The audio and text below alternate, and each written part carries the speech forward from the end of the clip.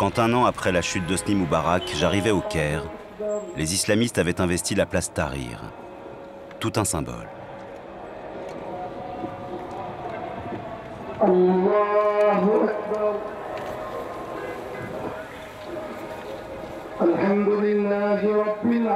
On y célébrait Dieu, la liberté et la démocratie, mais aussi Ben Laden et le cheikh aveugle Omar Abdelrahman, le responsable du premier attentat contre le World Trade Center en 1993.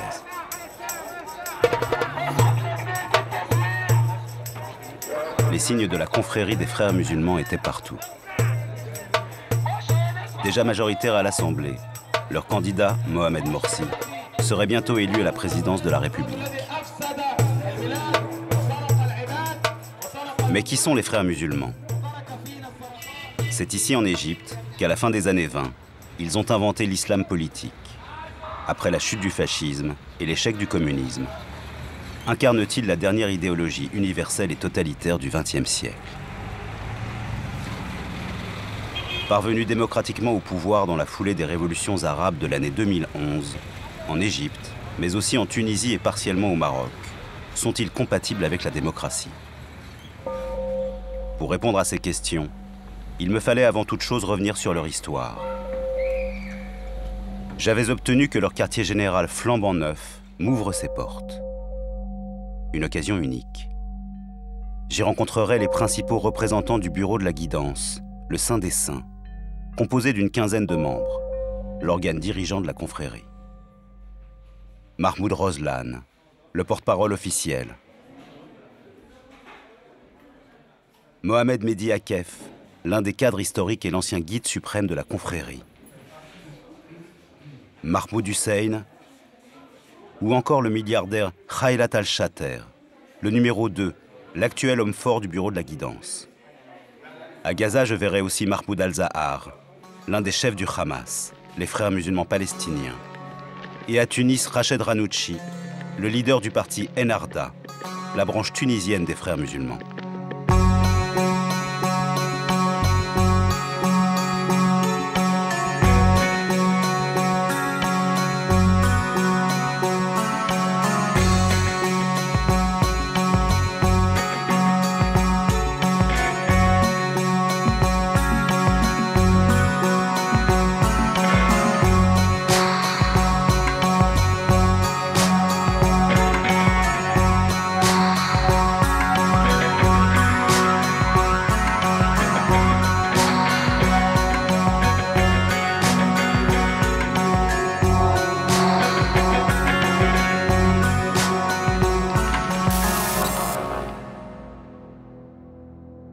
En 1924 disparaît l'Empire ottoman, et avec lui le dernier califat islamique.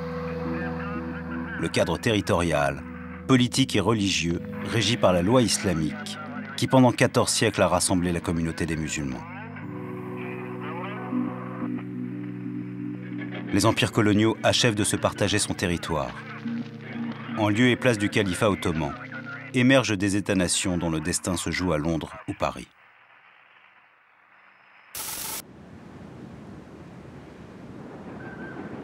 Au cours des années 20, l'Égypte demeure sous le joug de l'Empire britannique, qui exerce encore son contrôle sur le canal de Suez, la politique et l'armée.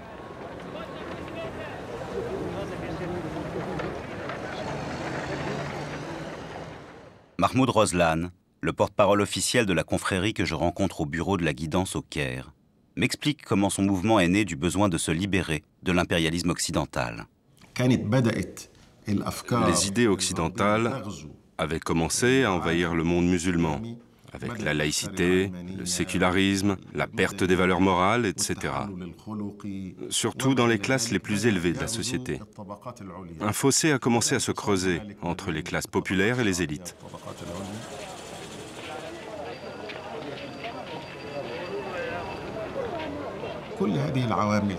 Tous ces facteurs, qu'ils soient politiques, sociaux ou culturels, ont provoqué une volonté de reconstruire les pays musulmans sur une base islamique.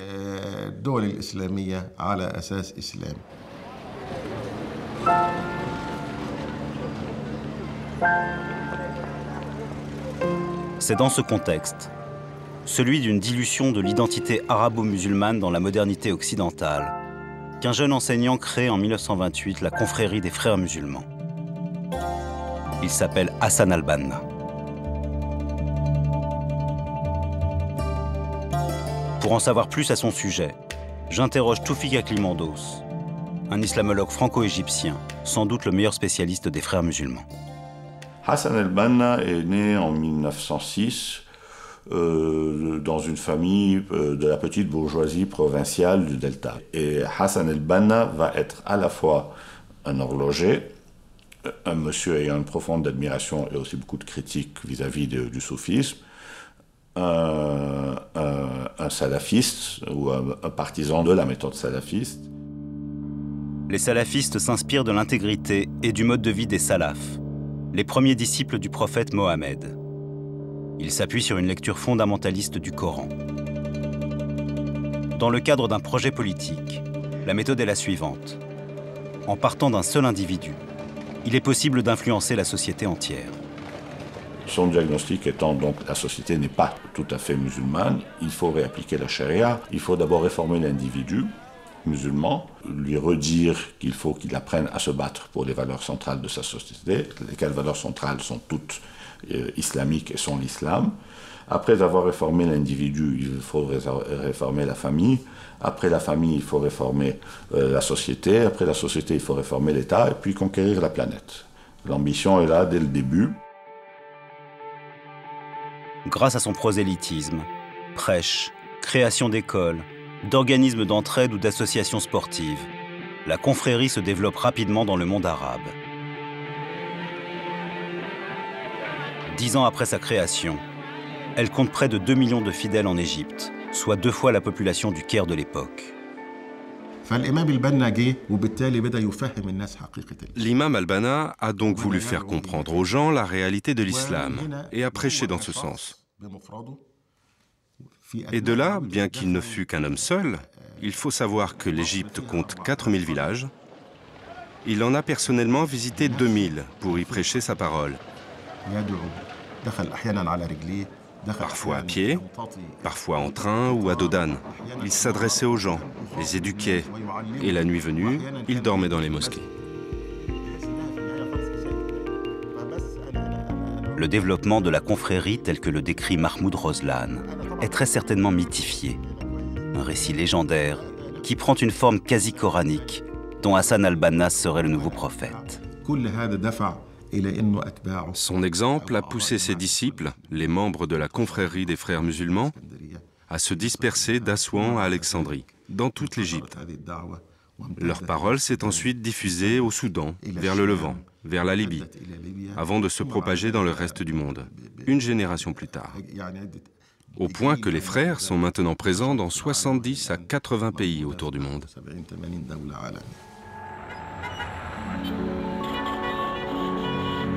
Restituer le cadre territorial, politique et religieux du califat avant de partir à la conquête du monde.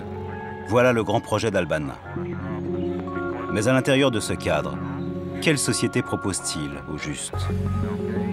La réponse se trouve dans son manifeste en 50 points, publié en 1936, le programme politique de la confrérie.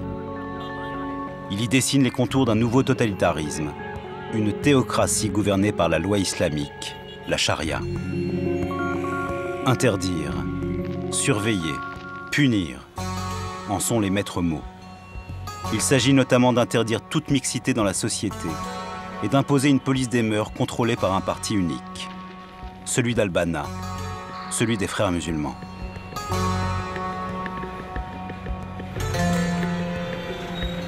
Intrigué par la personnalité du père fondateur des frères musulmans, je m'adresse pour en savoir plus à quelqu'un qui l'a connu au plus près, son frère Gamal, que je rencontre dans sa bibliothèque du Caire. Ce qu'il me dit sur l'éducation des masses ressemble fort aux méthodes d'endoctrinement des idéologies révolutionnaires qu'on a connues au XXe siècle. Hassan al-Banna, que Dieu le bénisse, était mon frère aîné.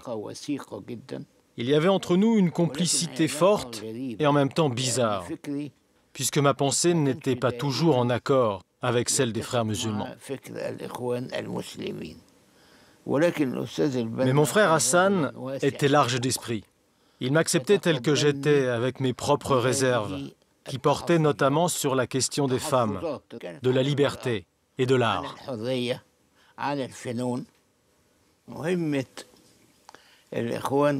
Depuis l'origine, la mission des frères musulmans s'est concentrée sur l'éducation. Son slogan était « L'islam comme mode de vie ». Cela signifie que pour Hassan al-Banna, l'islam n'est pas seulement une croyance ou une idée, mais que l'islam concerne tous les aspects de la vie et qu'ils doivent être organisés par l'islam.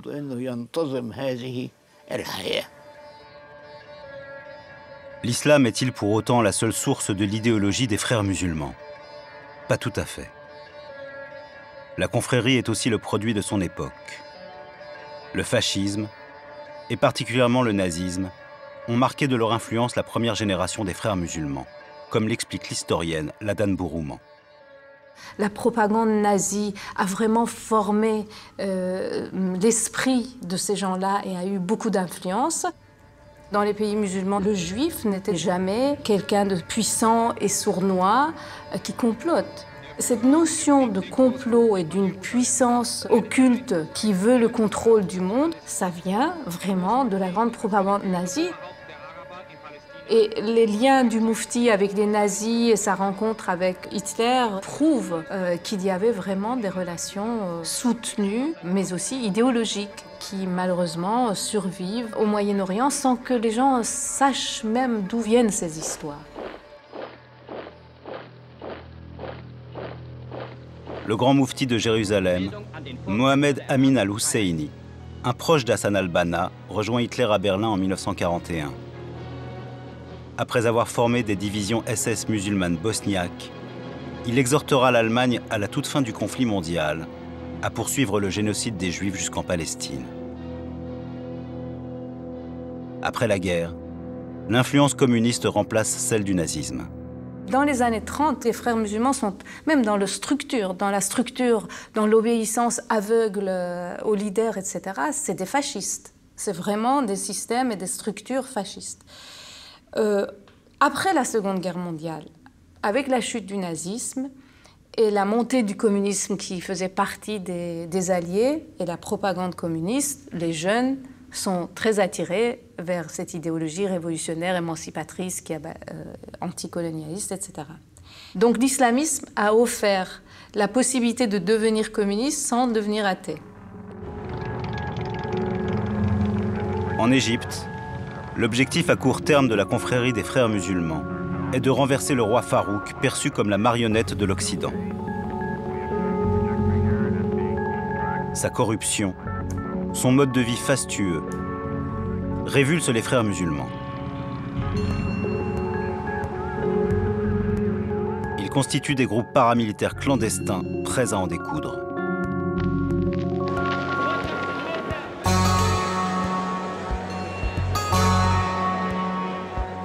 Conscient de la menace, le monarque égyptien fait interdire la confrérie. En représailles, celle-ci assassine le premier ministre du roi.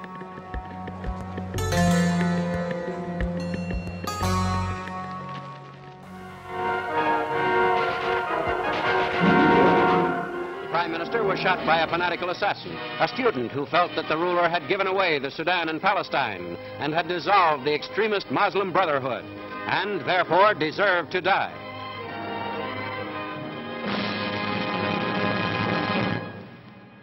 Quelques mois plus tard, le 12 février 1949, c'est le fondateur de la confrérie, Hassan al-Banna, qui est abattu par la police secrète du régime.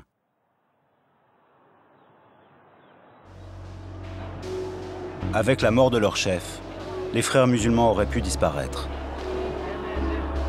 C'est alors qu'un nouvel acteur entre en jeu, qui va les remettre sur le devant de la scène, un officier de l'armée égyptienne, le lieutenant-colonel Gamal Abdel Nasser.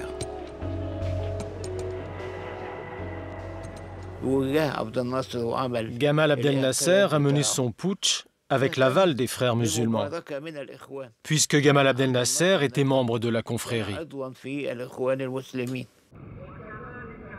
À la tête d'un groupe de militaires séditieux, les officiers libres, soutenus par les frères musulmans, Nasser renverse le roi Farouk et s'empare du pouvoir en 1952. La lutte contre l'ingérence occidentale commence. Elle aboutira, 4 ans plus tard, à la nationalisation du canal de Suez. C'en est fini de l'influence britannique en Égypte. Symbole de l'union sacrée, le 3e anniversaire de la mort d'Hassan al-Banna réunit toutes les forces en présence autour de sa tombe.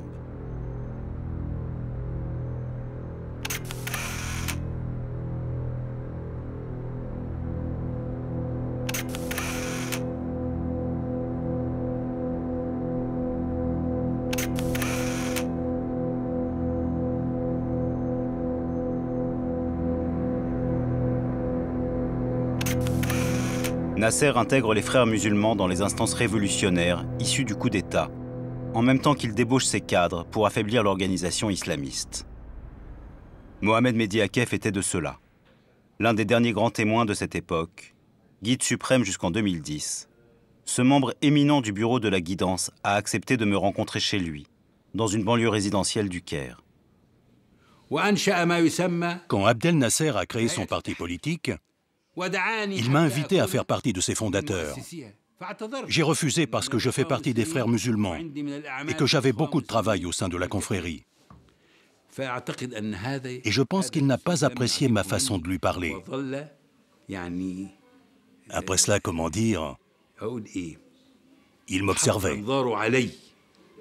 Le conseil de commandement révolutionnaire était composé pour moitié de frères musulmans. Mais au bout d'un moment, un conflit a éclaté entre eux sur la question du pouvoir et leur relation s'est détériorée.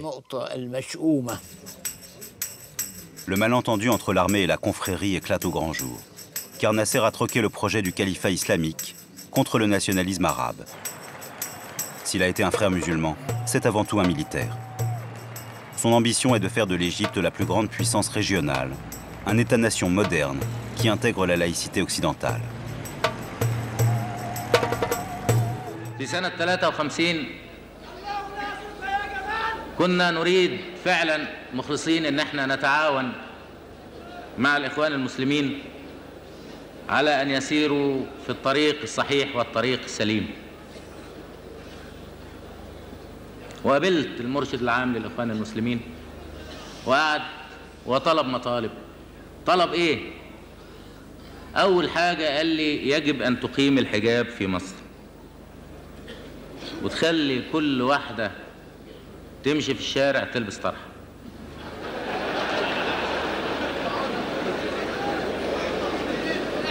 كل واحدة تمشي.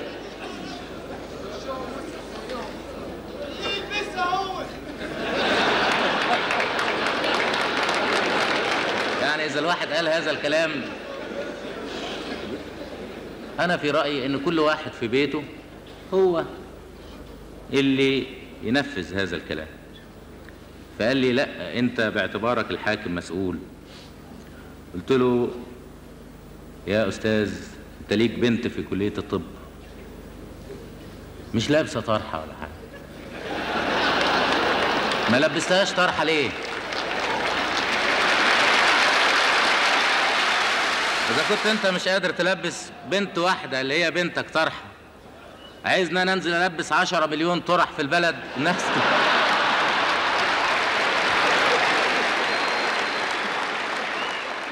Les frères se sentent trahis.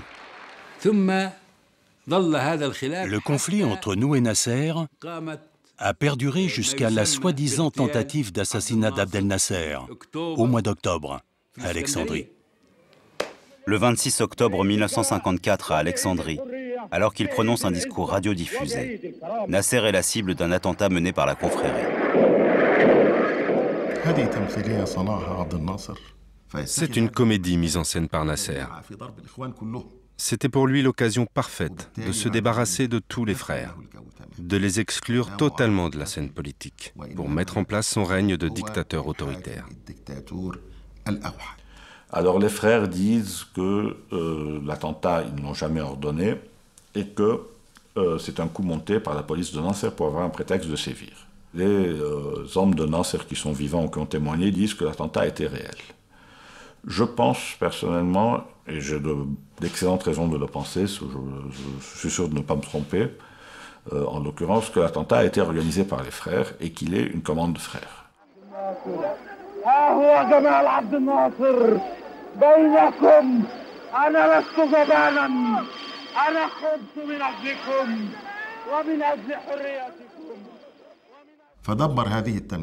Il a donc organisé cette comédie où aucun mal ne lui arriva.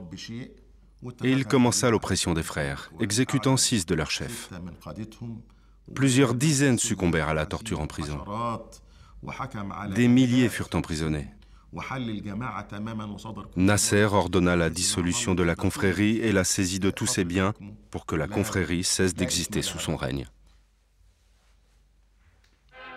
Au Caire, le quartier général des frères musulmans a été incendié par des manifestants à la suite de l'attentat manqué contre le colonel Nasser, dont le principal auteur, le forgeron Mahmoud Abdel Latif, a été arrêté. Beaucoup d'autres membres de la société secrète des frères musulmans l'ont rejoint sous les verrous. Dans les jours qui suivent l'attentat, 500 frères musulmans sont arrêtés et jetés en prison.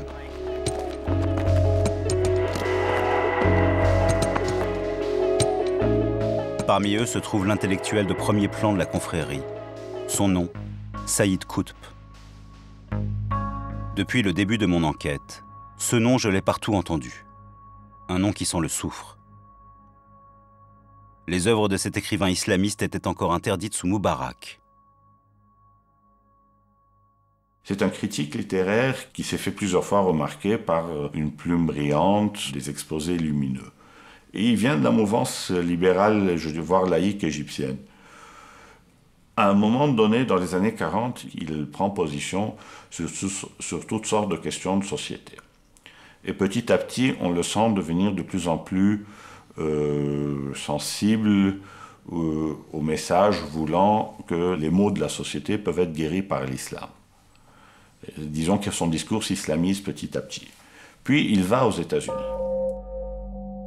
En 1948, Saïd Qutb part étudier dans une université du Colorado. Il y restera près de 2 ans. Scandalisé par le mode de vie occidental, l'individualisme et l'indécence des femmes américaines, il se plonge dans les textes islamiques. Quand il rentre en Égypte, Qutb intègre la confrérie des frères musulmans et devient en peu de temps sa principale figure intellectuelle. Il radicalise la pensée du fondateur Hassan al-Banna et légitime le djihad offensif pour imposer le règne de l'islam. Le Libyen Noman Ben Othman est un ancien membre d'Al-Qaïda, proche de Ben Laden en Afghanistan. Après les attentats du 11 septembre, il a quitté l'organisation djihadiste et s'est réfugié à Londres. C'est la première fois que quelqu'un a fait le lien entre le djihad et l'essence même de l'islam. Si vous lisez Saïd Qutb dans son intégralité, ce que j'ai fait, vous verrez que l'islam, que ce soit au niveau théorique ou théologique, ne peut exister sans le djihad, c'est-à-dire la guerre physique. La lecture que propose Saïd Qutb, qu'il faut assumer l'idée qui est très contestée par beaucoup de docteurs de la loi, donc c'est une lecture très particulière du Coran, que le djihad offensif est légitime. Que tant que la loi de Dieu n'est pas appliquée, l'humanité est malheureuse, et donc le djihad offensif est valide tant qu'il y a un coin de terre sur lequel la charia n'est pas appliquée. Et ce faisant, on n'agresse pas les gens, on les libère. C'est un djihad, c'est la libération, c'est l'élimination des tyrans. Et pour lui, le djihad offensif est la règle absolue tant que la charia ne règne pas sur la terre. Il faut d'abord créer des avant-gardes, c'est-à-dire des groupes comme Al-Qaïda ou d'autres. Puis le djihad se positionne comme pouvoir révolutionnaire, qui va changer les sociétés, créer des États islamiques, établir des califats islamiques, pour finalement conquérir le monde entier. Saïd Qutb serait le principal inspirateur d'organisations terroristes telles qu'Al-Qaïda. Selon Noman Ben Othman, cela ne fait aucun doute. Saïd Qutb a influencé beaucoup d'individus d'Al-Qaïda.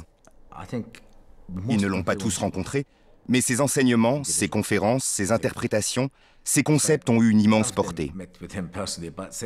Alors oui, ce groupe a été très influencé par Sayyid Qutb.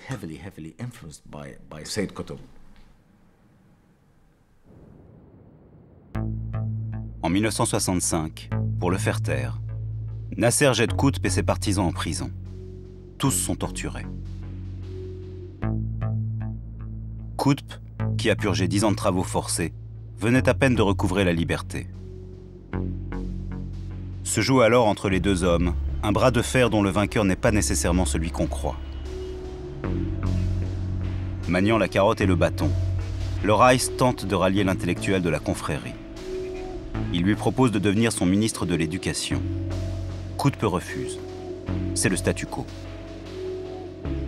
Pour en sortir, Nasser l'accuse de fomenter un coup d'État et le traîne devant un tribunal militaire. À l'issue d'une parodie de procès, Qutb est condamné à mort. Mais la partie n'est pas encore finie. Le Raïs sait que l'homme fort de la confrérie peut se révéler plus puissant mort que vivant. C'est pourquoi il lui accorde une ultime porte de sortie.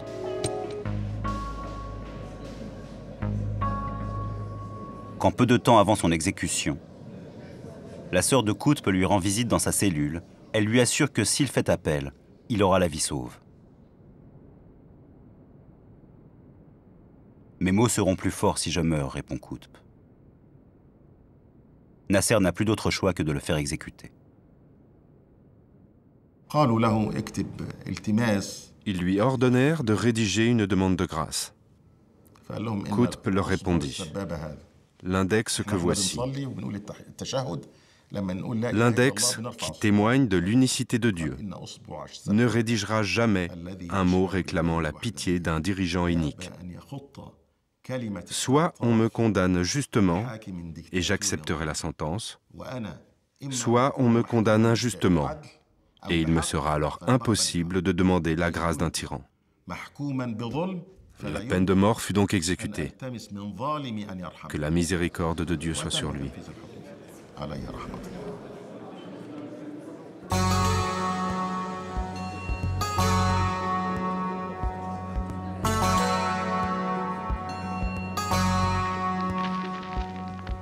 Sayyid Qutb est pendu le 29 août 1966, après la publication de son livre « Jalons sur la route de l'islam ». Il y déclare la supériorité de la civilisation musulmane par rapport à l'Occident et la nécessité pour l'islam de régner sur l'humanité entière. L'islam a le devoir de faire respecter le règne de Dieu sur l'univers, écrit-il. Ce règne ne peut être valable que sous l'égide d'un régime islamique établi par Dieu à l'intention de tous les hommes, sans exception. Mohamed Mehdi Akef, qui a bien connu Sayyid Qutb dont il était le disciple, se réclame encore aujourd'hui de son exemple. Gloire à Dieu. Sayyid Qutb est mort en martyr, chez son Dieu, opprimé parce qu'il avait écrit Jalons sur la route, un très grand livre, dans lequel il n'y a rien de répréhensible. Le livre a été édité et vendu dans toutes les librairies égyptiennes. Mais immédiatement après sa publication, le livre a été interdit. Et Sayyid Qutb, condamné à mort. Que Dieu le classe parmi les justes.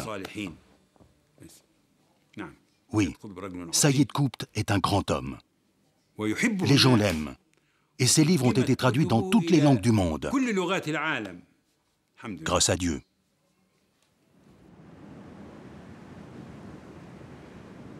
Quand il meurt en martyr, une mort qu'il a lui-même voulu, de grandes manifestations ont lieu partout dans le monde musulman pour protester contre le Raïs et faire vivre la pensée révolutionnaire de Sayyid Qutb. Une pensée encore largement majoritaire au sein de la confrérie et qui inspirera tous les groupes du terrorisme islamiste.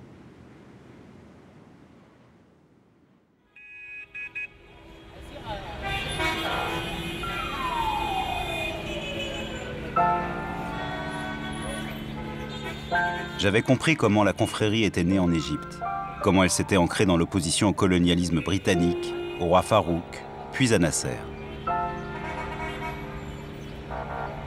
Je me rappelais ce que m'avait dit Roslan. Comment la confrérie avait-elle fait pour essaimer en si peu de temps dans près de 80 pays? C'est la question palestinienne, qui allait à la fois servir de moteur et de ciment à l'expansion des frères musulmans. Elle qui permettrait à l'islam politique de rassembler au sein d'une même idéologie les groupes les plus radicaux du sunnisme et du chiisme.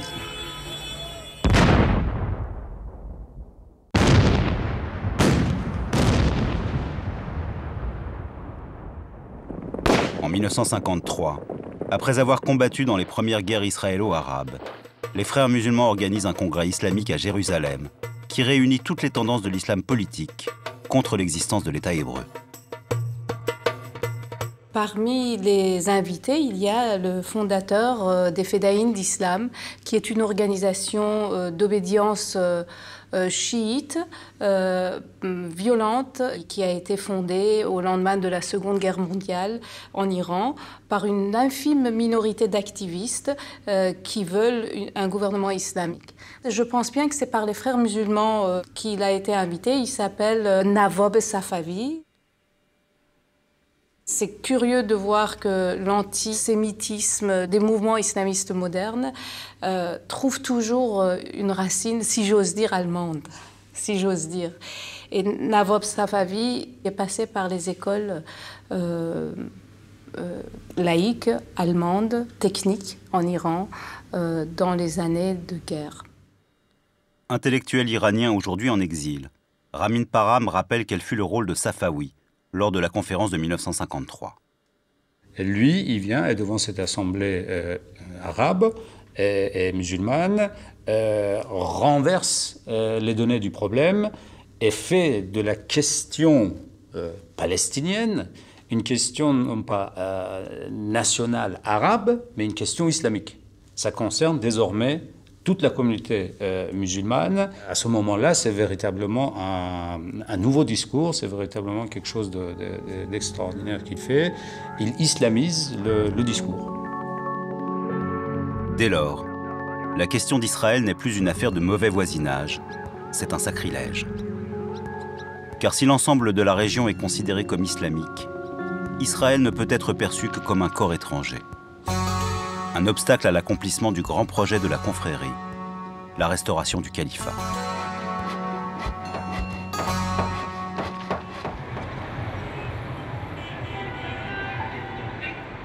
En 1954, un an après la conférence de Jérusalem, Safawi est invité au Caire par les frères musulmans. Nous avons invité Nawab Safawi, le chef des Fedaïn de l'islam. À cette époque, les frères musulmans voulaient se rapprocher des autres courants de l'islam. Contrairement aux sunnites, les Iraniens chiites ne reconnaissent comme successeur du prophète que la descendance de son cousin Ali, malgré cet antagonisme théologique. Les Fedaïn de l'islam et les frères musulmans partagent la même idéologie, au point qu'ils fusionnent leurs organisations. Les Fedaïn de l'islam seront désormais appelés en Iran Akhwan el-Muslimin, les frères musulmans. De retour en Iran, Safawi tente de faire assassiner le premier ministre du Shah. Il est arrêté, puis exécuté en 1955. Mais le groupe clandestin qu'il a créé lui survit. Quelques années plus tard, ses partisans trouveront en l'ayatollah Khomeini leur nouveau leader. Et c'est la première fois que quelqu'un qui a le statut d'un ayatollah, qui a une légitimité religieuse traditionnelle, va établir des contacts et une collaboration avec des gens qui sont considérés comme des excentriques, dangereux, par l'ensemble du clergé chiite, c'est-à-dire les Fedaïn d'Islam. Et à partir de là, se met en route, étape par étape, les éléments qui vont mener à la République islamique d'Iran.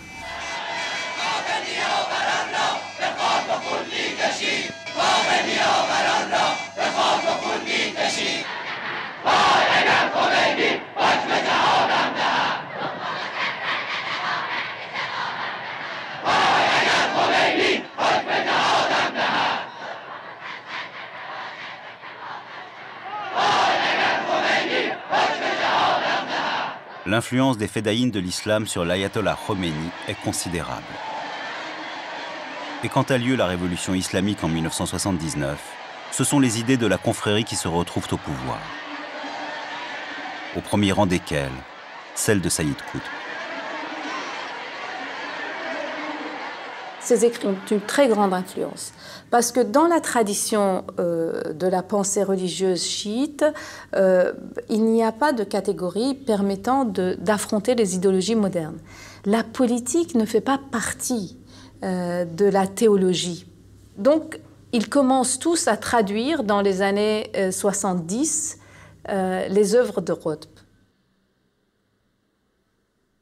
Ce qu'avait fait Sayyid Qutb, c'est que désormais, avec lui, avec son nouveau discours, ce n'est plus l'Orient arabe et musulman qui est en retard vis-à-vis de l'Occident chrétien et judéo-chrétien, c'est l'Occident qui est en retard par rapport à l'Orient arabo-musulman, donc ce n'est pas à nous de le rattraper, c'est à eux de nous rattraper. Ça règle beaucoup de problèmes. Quel était le slogan électoral des frères musulmans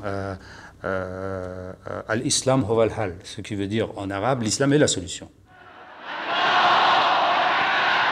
Dans les discours de Khomeini, la modernité occidentale adoptée par le Shah d'Iran ne produit qu'archaïsme et décadence. Alors que la civilisation, le véritable progrès, seul l'islam peut l'apporter.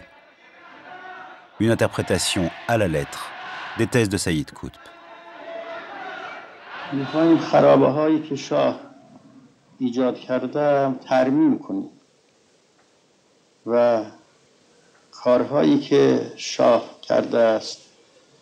و مملکت را از همه جهات عقب رانده است می‌خواهیم اونها را اصلاح کنیم و به جای شاه یک حکومت عدل اسلامی.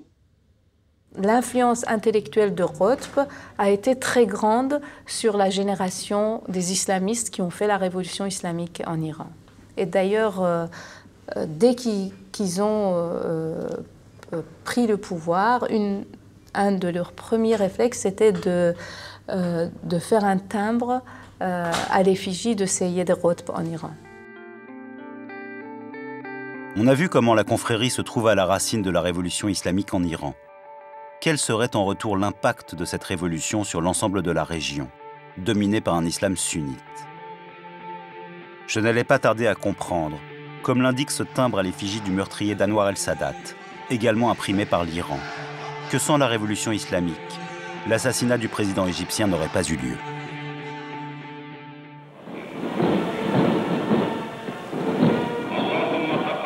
Le 6 octobre 1981, 2 ans après la révolution iranienne, alors que Sadat, qui a succédé à Nasser 10 ans plus tôt, assiste à une parade militaire, 4 islamistes infiltrés dans l'armée mitraillent la tribune présidentielle en criant « Mort au pharaon ».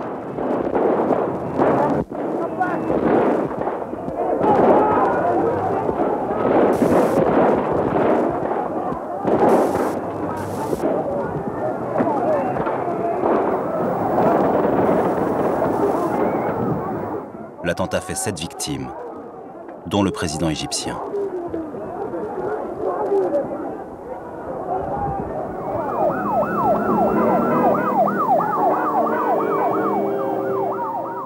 Ce que les islamistes reprochent à Anwar el-Sadat, c'est le traité de paix qu'il a signé en 1979 avec le Premier ministre israélien Menachem Begin, devant la Maison-Blanche.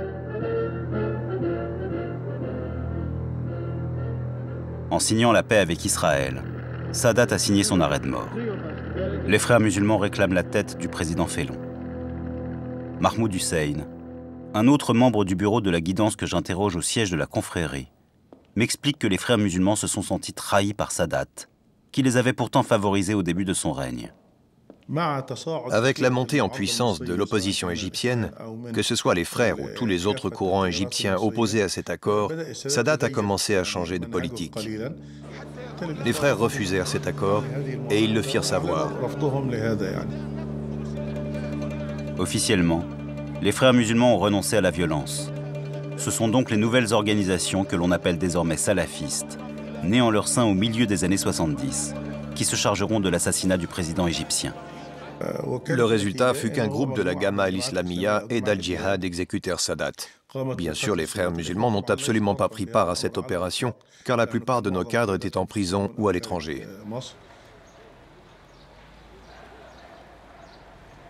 Le leader des groupes salafistes, le cheikh aveugle Omar Abdelrahman, émettent une fatwa le condamnant à mort, pendant qu'une autre organisation prépare la révolution sur le modèle iranien. Et donc l'Iran était véritablement inspirateur. Parce que c'est là que l'Iran montre qu'une poignée de révolutionnaires déterminés, soudés par leur foi dans la théologie politique de l'islam, peuvent prendre le pouvoir. Et d'où ces petites organisations un peu plus radicales et plus violentes qui ont vu le jour dans le giron des frères musulmans.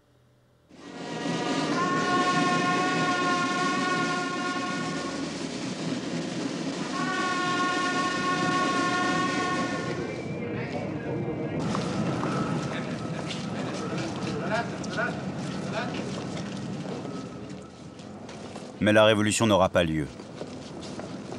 Hosni Moubarak, qui a formé son gouvernement après la mort de Sadat, opère un vaste coup de filet dans les milieux islamistes. Leurs organisations sont détruites et leurs leaders incarcérés. Les salafistes responsables de l'assassinat et de la tentative de putsch sont traînés devant les tribunaux.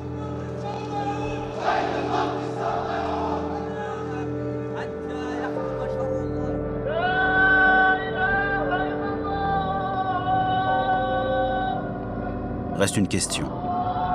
Malgré leur dénégation, les frères musulmans ont-ils participé à l'assassinat du président Sadat? Difficile de répondre, autant que d'y voir clair dans la nébuleuse islamiste qu'ils ont engendrée.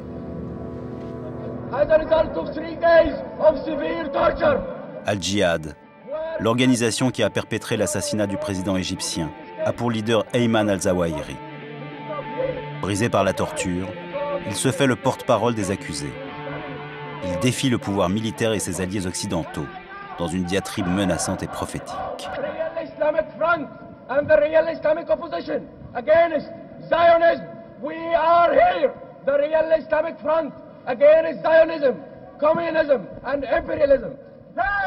Ayman al-Zawahiri, celui-là même qui, à la mort de Ben Laden en mai 2011, devient numéro 1 d'Al-Qaïda.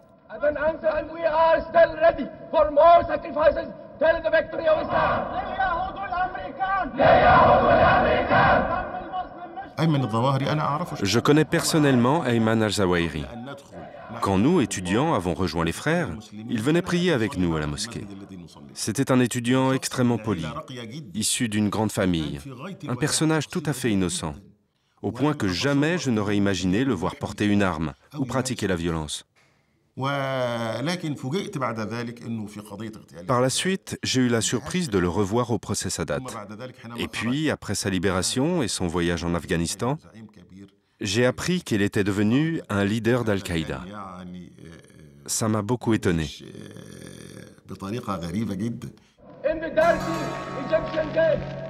La figure d'Ayman al-Zawahiri pourrait attester qu'il existe un lien plus qu'idéologique entre les frères musulmans et Al-Qaïda. Pour en avoir le cœur net, je reconstitue son parcours après sa libération en 1984.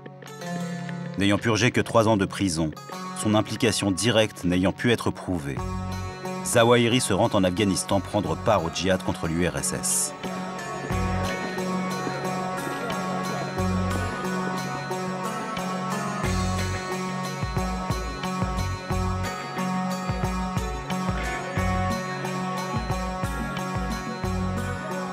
Il est accueilli par Abdullah Azzam, un authentique internationaliste qui organisait le séjour des combattants arabes en Afghanistan.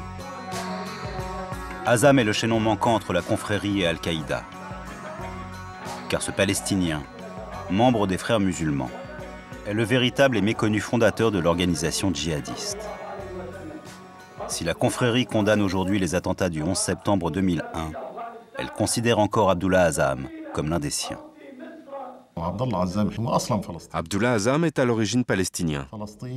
Un Palestinien qui a émigré en Jordanie et qui a pratiqué le djihad contre les sionistes qui avaient envahi sa terre. Il est du droit de tout homme de chercher à libérer son pays. Ensuite, quand il est allé en Afghanistan, il faut se souvenir que l'Union soviétique avait envahi une terre musulmane. Il est donc allé libérer la terre musulmane d'Afghanistan de la colonisation russe communiste qui imposait la mécréance par la force. Par conséquent, je pense qu'on ne peut rien lui reprocher sur la légitimité de ses actions.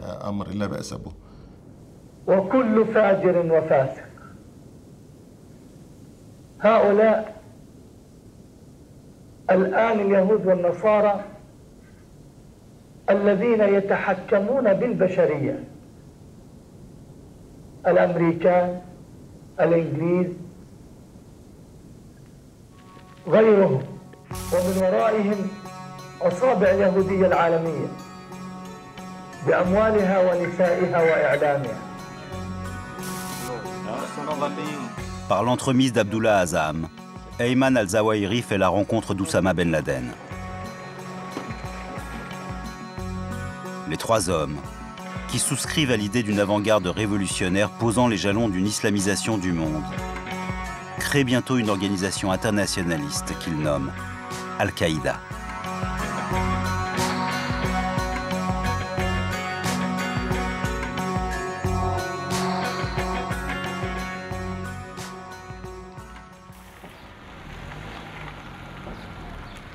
Je ne sais pas, in fine, si Al-Qaïda a été soutenu par les frères musulmans.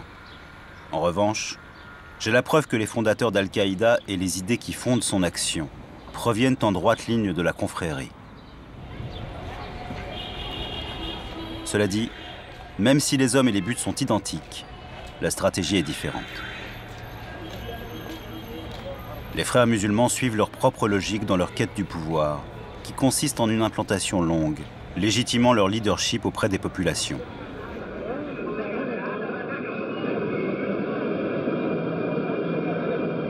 Pendant les années 80 en Égypte, la confrérie renaît peu à peu de ses cendres. Elle est autorisée en tant qu'association, mais sa constitution en parti politique toujours interdite. Faute de réelle marge de manœuvre sur le sol égyptien, elle se développe dans de nombreux pays de l'ancien califat, comme le Soudan, la Tunisie et l'Algérie. Le projet est de prendre le pouvoir partout où cela est possible, afin de conquérir l'ensemble du monde musulman. En 1989, les frères musulmans algériens Abbassi Madami et Ali Belhadj créent le FIS, le Front islamique du salut qui remporte les élections législatives en 1991. Lorsque celles-ci sont annulées, éclate la guerre civile. Elle fera près de 200 000 morts.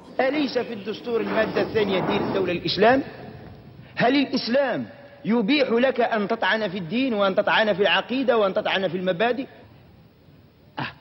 الدين الدولة الإسلام معناه أن هذه الدولة ينبغي أن تكون أحكامها ماشية وفق منهج الدين.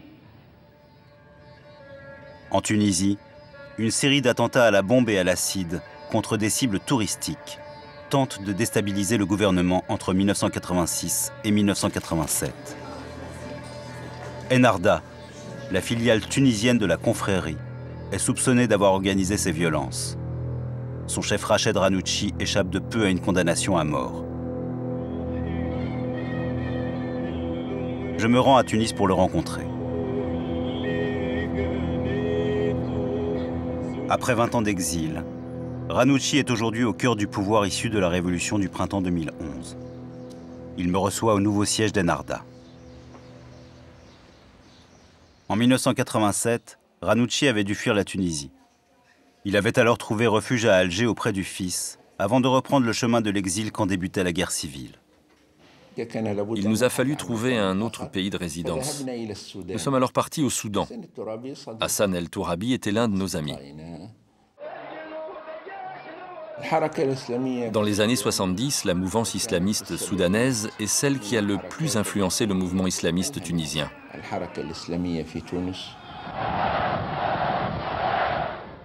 Mais je n'ai pas résidé plus d'un mois au Soudan. Je suis ensuite parti m'installer en Angleterre. La prise de pouvoir en pays musulman n'est qu'un volet de la stratégie de la confrérie. Car pour aboutir au but suprême, le califat mondial, il s'agit aussi de s'implanter dans les démocraties européennes et d'y gagner en force en vue d'une islamisation du monde à long terme. C'est une tâche énorme et une position qui consiste à se situer dans le long terme pour la réalisation de l'intégralité du projet de renaissance d'un État islamique dominant la planète ou d'un califat islamique dominant la planète. Et c'est une vision vraiment à très long terme, ce sont des pragmatiques. Ils savent très bien que l'État islamique ou le califat ne réunira pas le monde musulman en 2 ou 3 ans. Cela dit, je vous signale, puisque je reste sur ce point, que le guide suprême, l'actuel Mohammed Badia, a quand même dit que l'ère de la restauration du califat était devenue proche. La confrérie, qui crée des têtes de pont en Occident grâce à son réseau associatif, gagne rapidement du terrain au sein des minorités musulmanes d'Amérique ou d'Europe. Ainsi, l'UOIF, l'Union des organisations islamiques de France, créée en 1983, et dont dépend une 60aine d'associations, organise tous les ans un grand rassemblement qui réunit plus de 100 000 fidèles.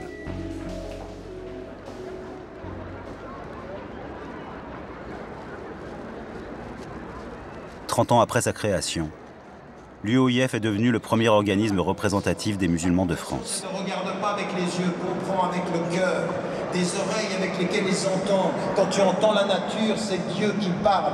Quand tu entends tout ce qui se passe, dans cette relation-là, c'est une... Pendant des années, la filiation entre l'UOIF et les frères musulmans était connue et assumée. Aujourd'hui, les responsables de l'UOIF ne reconnaissent plus ces liens.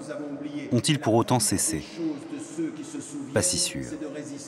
En 2012, les conférenciers qui ont été invités à son meeting annuel venus de différents pays étaient tous membres ou sympathisants de la confrérie.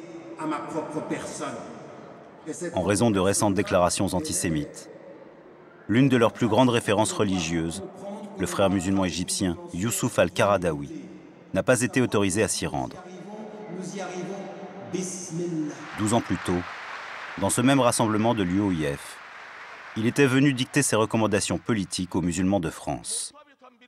L'objectif, peser le plus possible pour influencer la législation française et convertir en bout de course l'Europe à l'islam.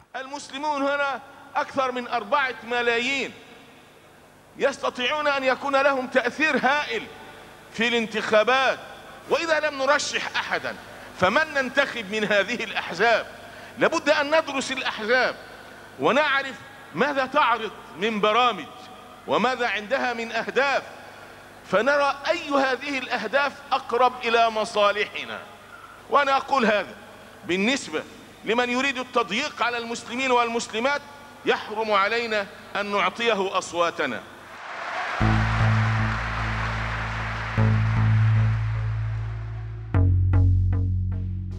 En recoupant plusieurs sources, j'ai tenté de relier les différentes représentations de la confrérie au réseau associatif à l'étranger, en distinguant les liens reconnus des liens officieux, avec au centre le bureau de la guidance.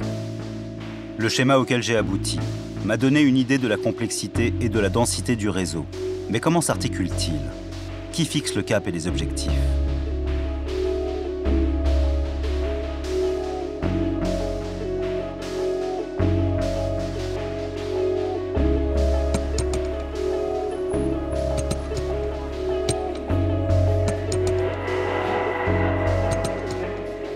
Depuis toujours, la confrérie entretient le plus grand secret sur sa structure et la désignation de ses représentants.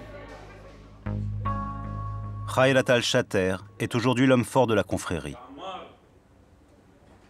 Membre du bureau de la guidance, ce milliardaire atypique incarne la nouvelle génération. Pressenti pour être le candidat des frères musulmans aux élections présidentielles égyptiennes, il a été invalidé au profit de Mohamed Morsi pour avoir purgé plusieurs peines de prison du fait de son activisme. Quand je le rencontre dans son ancien QG de campagne, il affirme que chaque branche de l'organisation à l'étranger serait autonome. La vision des frères musulmans est représentée dans des dizaines de pays. Mais il n'y a pas de lien organisationnel entre nous, même si nous sommes tous liés idéologiquement les uns aux autres. En résumé, il y a entre nous une base commune, un cadre idéologique global. Mais chaque groupe est libre de l'appliquer à sa manière, dans son pays. Selon Noman Ben Othman, au contraire, l'organisation est extrêmement centralisée. Pendant les 10 ans où il fut membre d'Al-Qaïda, il a fréquenté plusieurs représentants de la confrérie à l'étranger. Lui prétend qu'aucune décision, aucune nomination n'aurait lieu sans le feu vert du bureau de la guidance en Égypte, le politburo de la confrérie. Les frères musulmans, même aujourd'hui, ne reconnaissent pas officiellement l'existence de leur organisation au niveau mondial. C'est assez bizarre d'ailleurs. Même en Égypte, ils disent « Non, ça n'existe pas, c'est un fantasme ». Mais nous savons bien sûr que ça existe. D'ailleurs, entre 1992 et 1996, alors que Ben Laden et Zawahiri résidaient au Soudan sous sa protection, le puissant frère musulman Hassan al-Tourabi avait ouvertement mis en cause l'hégémonie égyptienne sur le bureau de la guidance. Tourabi était contre l'idée du bureau de la guidance situé en Égypte et qui s'occupe de gérer les affaires des frères musulmans dans le monde entier. Il était contre ça. Il ironisait souvent sur le fait que le guide suprême, depuis la mise en place de ce bureau, il y a des dizaines et des dizaines d'années, est égyptien. Il disait « ça n'a aucun sens, pourquoi devrait-il être systématiquement égyptien ?» Imaginez qu'un membre des frères musulmans soit un véritable génie, mais qu'il soit koweïtien. Pourquoi lui refuser cette opportunité ?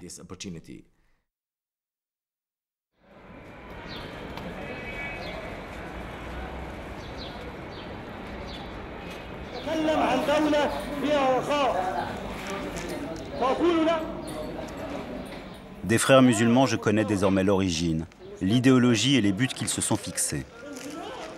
Mais je me demande encore quelle est la source de leur longévité, de leur expansion et de cette popularité qui leur a permis de remporter les élections présidentielles du 24 juin 2012 en Égypte.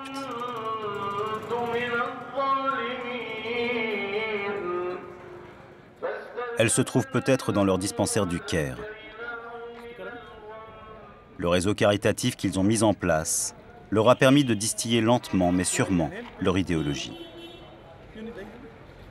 Car en fait, ils étaient les seuls à s'occuper des déshérités, largement délaissés par le pouvoir corrompu du roi Farouk, puis de l'armée. Accolé à une mosquée, le dispensaire de Choubra dépend de l'une des 500 associations caritatives de la capitale égyptienne, gérée par les frères musulmans. Atem Ateya, un responsable départemental de la confrérie, en est le trésorier. Depuis sa fondation par l'imam Hassan el-Banna, les membres de la confrérie sont issus des villages, des hameaux et des quartiers modestes. C'est par cette diffusion au plus proche des petites communautés que les frères musulmans ont acquis une telle popularité, avant et après la révolution du 25 janvier 2011. Ateya nous ouvre les portes du dispensaire. Une faveur exceptionnelle. Les caméras de télévision, qui plus est étrangères, n'étant pas autorisées à filmer à l'intérieur. Je comprends que depuis l'origine, l'aide sociale et les associations caritatives sont les principaux atouts de la confrérie. Si elles répondent à une obligation religieuse appelée sadaka, elles sont aussi le moyen de réislamiser et de clientéliser les populations ciblées. L'aumône légale est une obligation de l'islam. Je crois qu'on peut dire que mieux vaut être pauvre au Pakistan que pauvre en Inde, pour donner un exemple qui n'est pas égyptien. La société égyptienne est une société très pauvre, mais jusqu'à maintenant, on n'y meurt pas de faim. Ça viendra peut-être un jour. Et on n'y meurt pas de faim parce que, entre autres, le réseau associatif, les réseaux caritatifs musulmans au COP sont extrêmement développés. C'est certainement un de leurs points forts et qui explique leur popularité. Mais c'est aussi un point fort des salafistes. En vérité, le régime de Moubarak avait négligé beaucoup de ses rôles. Les rôles sociaux qui auraient dû être pris en charge par les gouvernements qui se sont succédés ces 60 dernières années. Pendant les 10 dernières années, la société égyptienne ne pouvait plus fonctionner sans l'apport des associations caritatives. Elles étaient le principal support des familles pauvres d'Égypte. Ces dernières ne pouvaient plus vivre sans l'assistance des associations.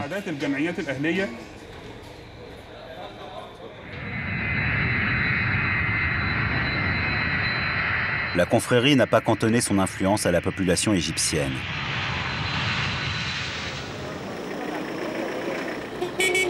À partir de la fin des années 70, pour contrecarrer sur le terrain les organisations humanitaires occidentales, les frères musulmans ont élargi leur vocation d'entraide en créant de vastes organisations internationales. A contrario des French Doctors de Médecins sans frontières, elles concentrent leurs actions sur l'Oumma, la communauté des musulmans. Elles sont pilotées par les frères musulmans égyptiens et les pays du Golfe.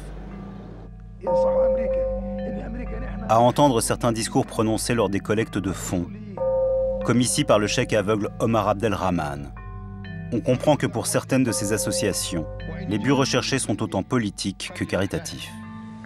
وطبعا هم لقد فرض الله علينا الجهاد في سبيل الله فهو من الفرائض التي لا بد من القيام بها ونفتح أراضي الكفار ويمتد الإسلام بالدعوة إلى الله فإذا وقفوا في طريقها كان الجهاد في سبيل الله.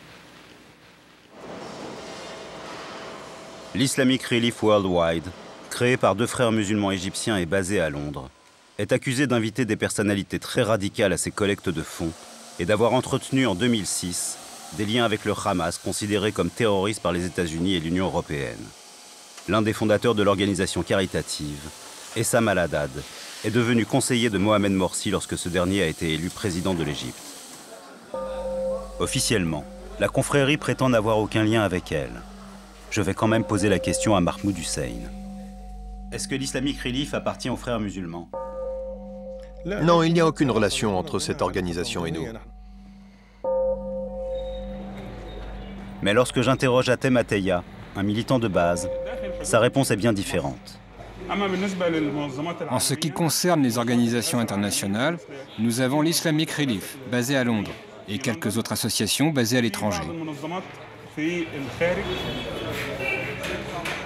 C'est aussi par l'aide sociale que les frères musulmans ont gagné en popularité à Gaza. L'occupation israélienne, de 1967 à 2005, y a été très douloureuse pour les Gazaouis.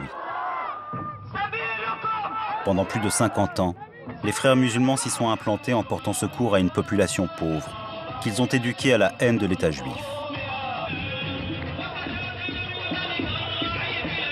En 1987, les frères musulmans palestiniens, dirigés depuis Gaza par le cheikh Ahmed Yassine, ont pris le nom de Hamas, la résistance islamique. Ils passeront progressivement à la lutte armée, puis au terrorisme.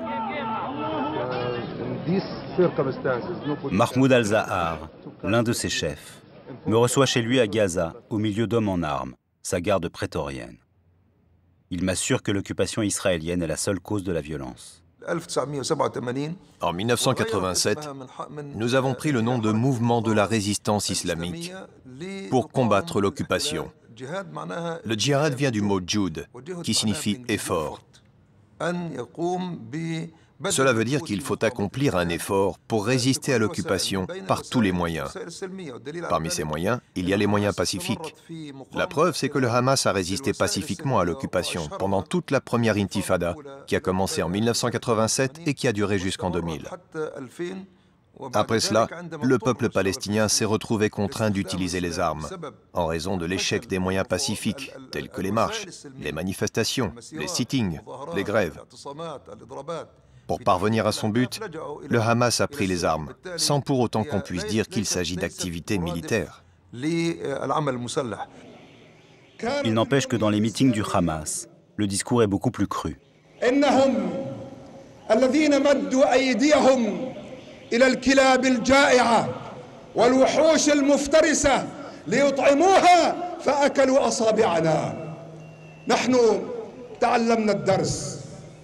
لا مكان لكم بيننا ولا مستقبل لكم بين الأمم إنكم إلى زوال. Lorsque tu dis que nous entraînons les enfants à la violence et à la haine, cela n'est pas vrai.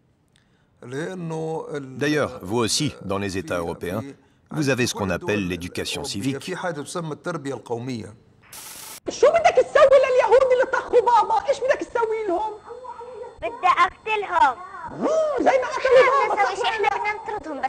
أرضنا بدنا احنا نضحي يا صراحة عشان يطردوا من أرضنا أكيد ما هو بدنا يعني نطردهم من أرضنا ما هو إذا ما ردوش بالسلام ولا بالكلمة ولا بالحدوتة لازم بنشخ لما نستشهد من روح الجنة لا تقول علينا صغار من هالعيشة سين أكبر من غير فلسطين شو يعني طفولة من غير فلسطين شو يعني طفولة.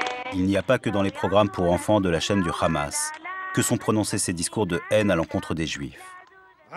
Des discours qui dépassent de loin la bataille territoriale ou la compétition religieuse.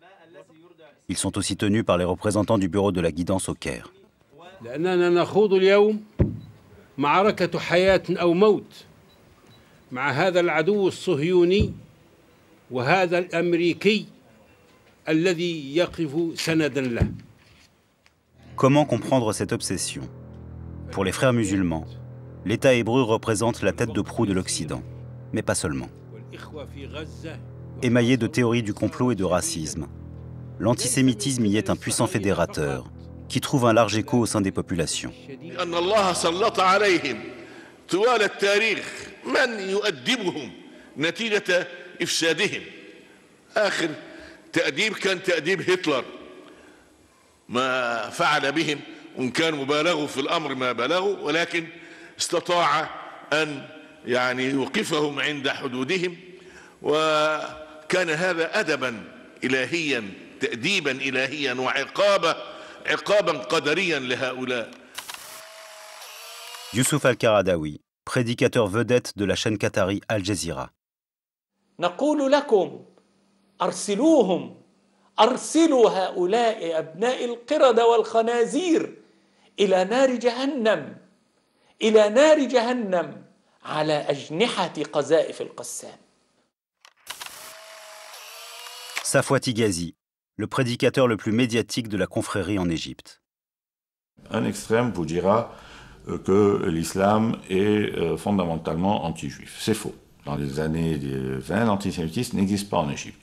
Le monde musulman a souvent été beaucoup plus hospitalier pour les populations juives que ne pouvait être le monde occidental. Après, l'autre extrême est de dire que l'antisémitisme n'est pas une constante de l'histoire musulmane et qu'il se développe et se radicalise au moment où émerge la question palestinienne. Donc dès qu'il y aura une solution satisfaisante à la question palestinienne, il disparaîtra. Cette position me semble aussi trop simpliste.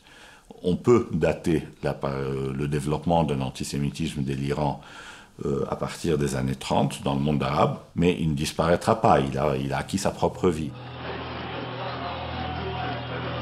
En 2007, le Hamas a remporté les élections. Après s'être débarrassé du frère ennemi nationaliste, le Fatah de Yasser Arafat, il a pris possession de la bande de Gaza. Seul le djihad islamique palestinien, l'autre organisation issue des frères musulmans et financée par l'Iran, est autorisé à y demeurer.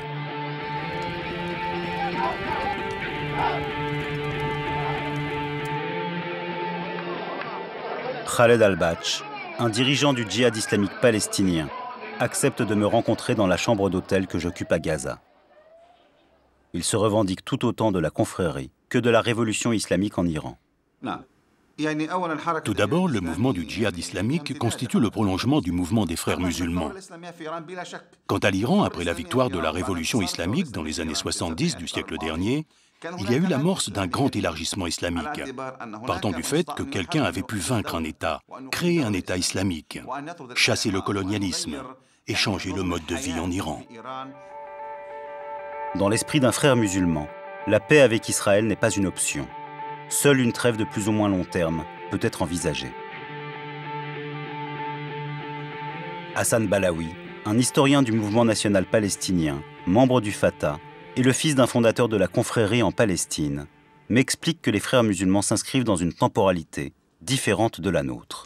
C'est-à-dire qu'eux, ils ont leur propre concept. Pour les islamistes en général, Israël représente une sorte de nouvelle croisade. Les croisades ont duré pendant 200 ans, pendant 2 siècles, et pendant ces 2 siècles, des dirigeants islamistes tels que Saladin faisaient de temps à autre des trêves. Et pour les islamistes, la notion de temps, c'est c'est pourquoi être pressé? Donc on peut conclure une trêve ou une entente ou une paix, appelons qu'elle veut, 1 an, 2 ans, 3 ans, 50 ans. Il y a 20 ans, l'Union soviétique était un grand État. Aujourd'hui, il n'y a plus d'Union soviétique. L'Amérique est un grand État maintenant. Je suis sûr qu'un jour, il n'y aura plus d'Amérique. Dans 50 ans, peut-être avant, peut-être après. Les facteurs changent. Il y a des choses constantes et des choses qui évoluent. Ce qui est constant, c'est le droit. Et ce qui évolue, ce sont les rapports de force et le changement des États. Il y a 60 ans, Israël n'était pas Israël. Aujourd'hui, il y a Israël. Mais je ne sais pas si dans 20 ans, dans 100 ans, il sera encore là ou pas. Khaled Al-Batch a raison. Le rapport de force peut changer à tout instant. Et les révolutions arabes du printemps 2011 l'ont clairement modifié. S'ils ne les ont pas vus venir, prenant le train des révolutions en cours de route, les frères musulmans en ont été les principaux bénéficiaires, du fait de leur popularité, de leur probité, et parce qu'ils représentaient la force politique la mieux organisée.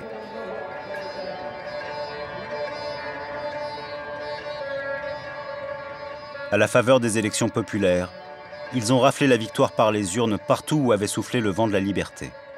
En Égypte, en Tunisie et plus discrètement au Maroc, dans un monde islamique qui a déjà majoritairement introduit des articles de la charia, la loi islamique, dans ses législations.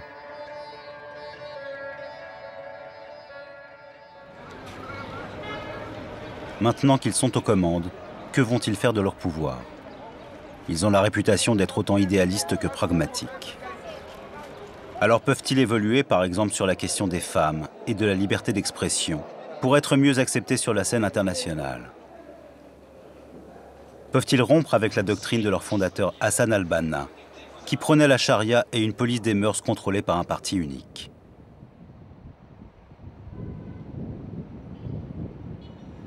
En Tunisie, la révolution a porté au pouvoir la coalition dominée par les frères musulmans d'Ennahda, dirigée par Rached Ghannouchi. Les frères musulmans y doivent leur succès électoral à des décennies d'opposition à la dictature de Ben Ali.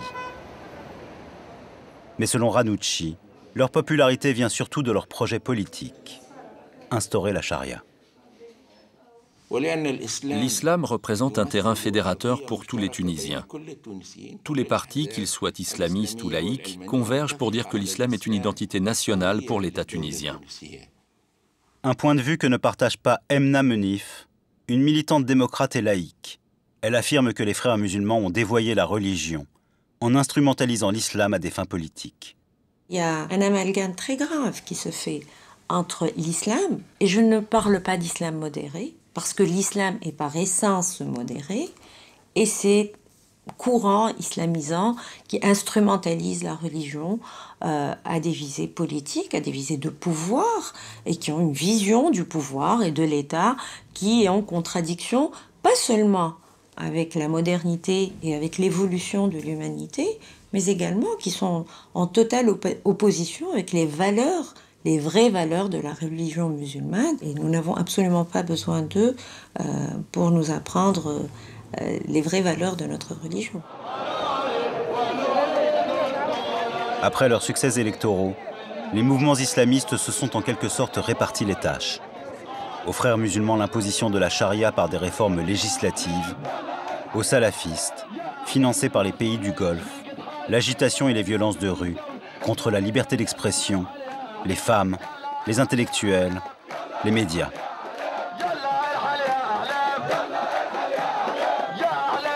Mais au fait, quelle différence y a-t-il aujourd'hui entre les frères musulmans et les salafistes? Il n'y a pas de grande différence entre les doctrines. Nous, les frères musulmans, dès le début, nous avons dit qu'il fallait bâtir l'être humain sur une base islamique, mais aussi la famille, la société et le gouvernement. Selon Mohamed Nour, porte-parole d'un parti salafiste, la différence est tout aussi ténue. Pour les salafistes, la priorité est l'éducation de ses membres et le prêche, bien avant le réseau et le parti politique. C'est un courant de pensée, bien plus qu'une organisation structurée. Au final, le but suprême pour les frères musulmans, les salafistes ou pour tout courant islamiste, est de réaliser la pensée islamiste sur le plan mondial. À la Ménouba de Tunis, le recteur de l'université, opposé au port du voile intégral dans sa faculté, s'est fait molester à plusieurs reprises dans l'indifférence des pouvoirs publics.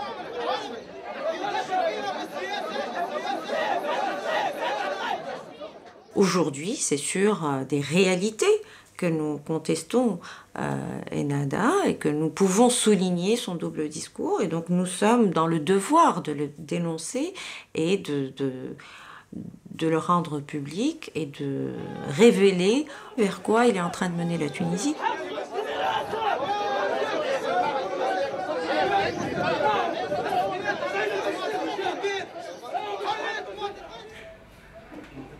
En Égypte, afin de pérenniser leur pouvoir, les frères musulmans doivent montrer patte blanche à l'Occident et faire revenir les touristes. Une nécessité vitale pour ce pays. Le vocabulaire a donc été revu et corrigé. On ne parle plus du califat islamique, mais des États-Unis arabes. Pourquoi acceptons-nous votre terminologie d'Union européenne, alors que nous pourrions l'appeler le califat européen ? Aujourd'hui, nous parlons de relations entre des pays qui ont la même nature et qui doivent être compatibles avec le monde dans lequel nous vivons, au même titre que l'internationale socialiste, l'Union européenne, l'ASEAN, le G8 ou le G20. Sont-ils ou ne sont-ils pas des groupes qui ont la même vision du monde ? Il est donc normal que nous nous regroupions de la même manière quand il y aura des pays qui partagent les mêmes références islamiques.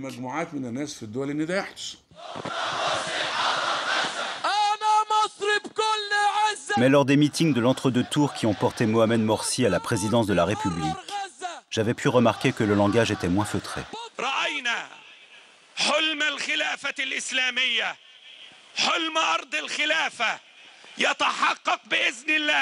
على يد الدكتور محمد مرسي ومن معه من إخوانه وجماعته وحزبه رأينا الحلم الكبير الذي نحلم به جميعا الولايات المتحدة العربية الولايات المتحدة العربية ستعود إن شاء الله ستكون عاصمة الخلافة ستكون عاصمتنا ليست القاهرة ولا مكة ولا المدينة وإنما القدس إن شاء الله وسيكون هتافنا على القدس رايحين شهداء بالملايين على القدس رايحين شهداء بالملايين على القدس رايحين شهداء بالملايين القدس من عيون كل اليهود طيار النعاس يلا يا عشاق الشهداء كلكم حماس انسوا العالم كل العالم وانسوا المؤتمرات شيلوا سلاحكم صلوا قيامكم شيلوا سلاحكم صلوا قيامكم وادعوا رب الناس وادعوا رب الناس.